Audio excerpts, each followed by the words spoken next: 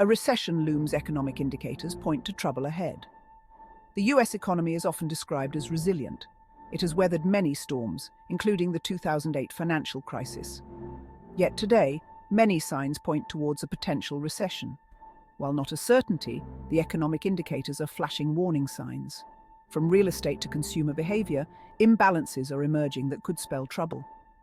These imbalances, coupled with the lingering effects of the COVID-19 pandemic, paint a concerning picture. The pandemic's impact is still felt in supply chains and consumer habits. Global economic conditions, including the war in Ukraine, are adding to the uncertainty. These factors create a complex web of challenges for the US economy. Navigating these challenges without triggering a recession will require careful policy and a bit of luck. The coming months will be crucial in determining the economy's trajectory. Will the US experience a soft landing, or are we headed for a downturn? The answer depends on how these imbalances are addressed and whether external shocks can be mitigated. One of the most worrying signs is the state of commercial real estate, or CRE. Office vacancy rates are at record highs in many cities. This is a direct result of the shift to remote work, a trend accelerated by the pandemic. As demand for office space dwindles, property values are plummeting. This creates a dangerous situation for landlords and lenders. The decline in CRE values has far-reaching consequences. It impacts not only real estate firms, but also the banks that finance them. This is particularly concerning for regional banks, which hold a significant portion of CRE loans. As these loans sour, it could trigger a domino effect throughout the financial system. Regional banks, a crucial part of the US banking system, are facing mounting pressure. Their exposure to commercial real estate loans is a significant vulnerability.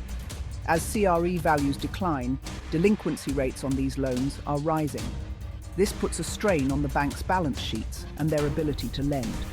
The challenges faced by regional banks are not limited to CRE. They are also seeing an uptick in loan defaults from other sectors, such as consumer credit. This confluence of negative factors raises concerns about their stability and potential ripple effects on the broader economy.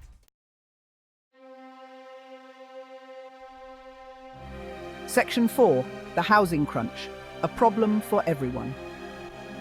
The residential real estate market, while seemingly detached from the woes of commercial real estate, is grappling with its own set of imbalances. Home prices, though easing from their peak, remain high in many parts of the country. This affordability crisis is driven by a combination of factors, including low inventory, high demand, and rising mortgage rates.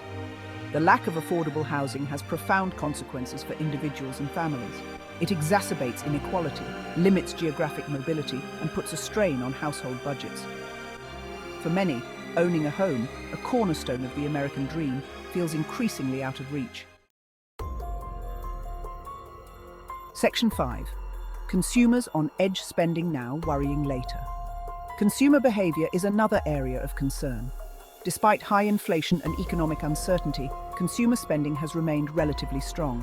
This can be attributed to pent-up demand from the pandemic and a strong labor market. However, this spending spree is not sustainable in the long run. Savings rates have fallen to historic lows, indicating that consumers are depleting their buffers. This leaves them vulnerable to economic shocks. If inflation remains high or unemployment rises, consumers may be forced to rein in their spending. This would have a significant impact on economic growth. Section 6. Manufacturing slowdown, global factors, and weak demand. The manufacturing sector, a bellwether of economic health, is also showing signs of weakness.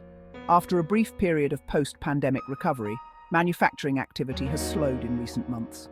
This slowdown can be attributed to several factors, including weak global demand, supply chain disruptions, and high input costs. The slowdown in manufacturing has implications for employment and economic growth. If the trend continues, it could lead to job losses and reduced investment. This would further dampen economic activity and increase the likelihood of a recession.